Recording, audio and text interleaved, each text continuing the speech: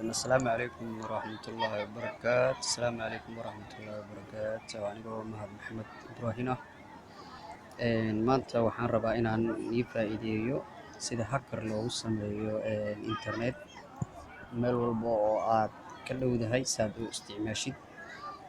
Kow waxaa soo dejisanay King Root kana soo dejisanay. Marka soo dejisid kadib waxaa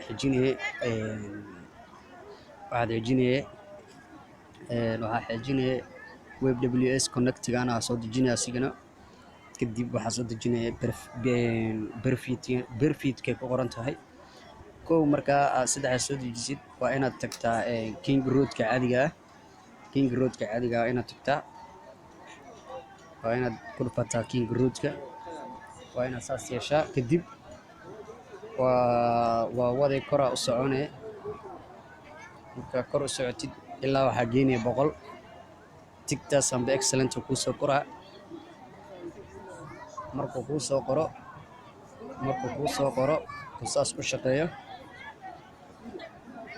waxaa isku daydaa inaad ka noqo.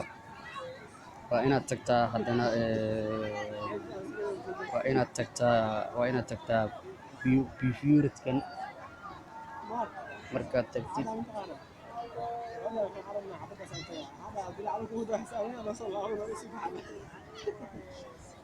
markaad tagtid kana aad 70 oo ugu yaraan aad geysid ka wada bax. marka ka wada baxdeed waxaad tegay WBM-ka web connect-gana riixi. marka saan u buuxisid hadda ka soo qaad oo kale waxaa kor imaanaya meeshan waxaa iga dhow wehliyaan ku dhufo. try to connect yaa leedahay. markaad tiraahdid saas u raadisid show password. marka dambe asaa soo saaraya waxaad tegay show password aad tegay sidaas u password kugu soo saara.